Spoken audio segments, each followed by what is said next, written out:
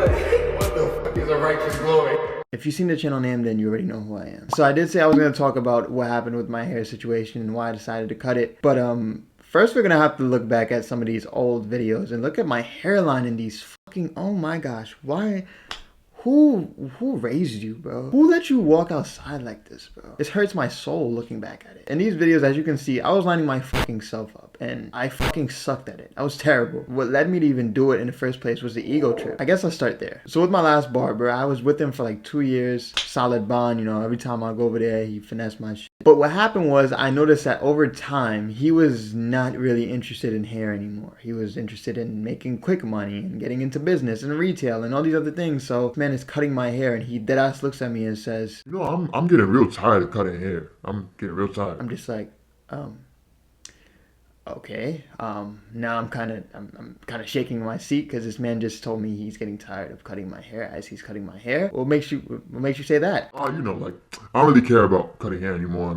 I'm into retail now. I'm trying to get into retail. I'm trying to do my thing. Okay, but you know, did you not think that you could have kept that information to yourself maybe? Like, and then it's crazy because right when it was right after quarantine, I get up out of my seat and I'm about to give him the $20 or whatever because it's 15, charge 15 for what I would get. It was like a little mohawk fade. I would always give him 20, tell him to keep the 5 as a tip. He's just like, oh yeah, by the way, it's not 15 anymore. Okay, how much is it? It's 20 now. What the fuck kind of sense? As the value of the product drops, you increase the price? What kind of backwards business fucking marketing move is that? I was so confused because when I looked in the mirror, my hairline was not straight. Matter of fact, it was crooked. I was just like, what the fuck is going on, bro? What? Like my shit is all kinds of fucked up and you want to charge me more money? I paid it. You know, whatever. It's a service, right? You ask for a service, you get a service, you pay for the service. If it's good, great. If it's not good, move on. Oh my God!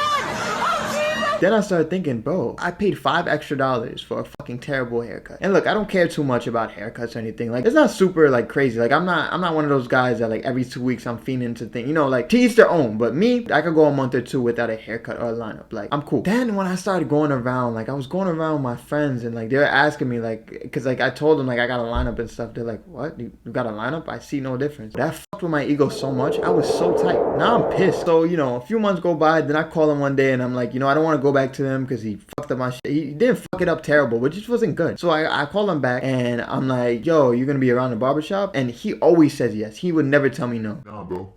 I'm not coming. I'm not gonna be there. And that really fucked with me because I'm like, nah, you're not gonna put me in a position to where you feel like you're so great now to where I need you. Get the fuck out of here. You need me. I was your consistent customer. I was always there. That's when I was like, yo, fuck that. I'm gonna learn how to cut my own hair. And bro, I was scared to even do it in the beginning. Like I was scared to take that step. I did it. And if you look at this video, that shit's terrible. Like, look at this shit. It was fucked. It was horrible. I remember I seen my dad like a few days afterwards. He's like, oh, you cut your hair? I was like, yeah. And he's like, oh, let me see. I show him. This man looks at me and he starts dying laughing. He laughs in my face. My work. I couldn't even be mad at him because my shit was fucked up. As he's laughing at me, he stops and he looks at me. He's like, you're lucky you're a good looking kid. I was like, do I take that as a compliment or an insult? What does that mean? But yeah, so I had that ego trip and I was lining myself up for so long and I was fucking my shit up every time because I don't have a steady hand. I don't know how to cut hair. I'm terrible with that shit. Deep down, my deep insecurity was that I was ugly because my shit was always fucked up. Maybe I wasn't terrible looking. Maybe it wasn't as bad as I made it seem, but I felt ugly. And my ego had taken over. Every time I thought like, you know, I could go look for a new barber or I could go actively try and fix, maybe go back to old barber. It was like, I felt so ugly. Every time I recorded those videos, I made sure my hair was super perfect. And even after watching them back, I considered even uploading them because I'm like, bro, my hair is all types of fucked up. And moments before, like, I would get on camera or a big meeting or Zooming or something, I would just, like, take some water and, like, try and straighten the hairline that I fucked up, hoping that would make it better, but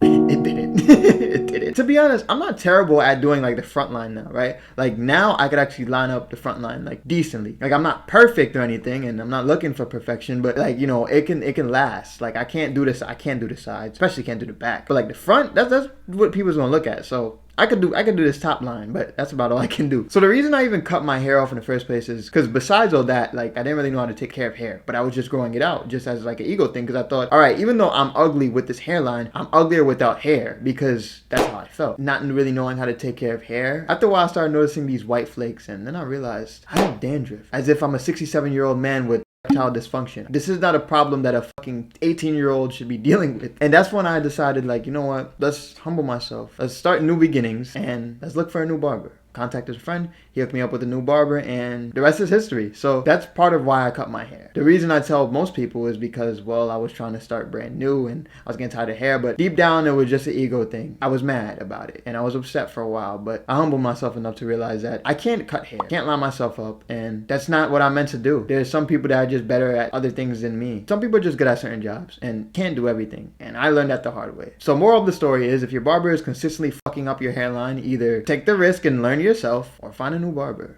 But make sure that it's from a good intention place, because if you let your ego lead you, then you will only be led to destruction.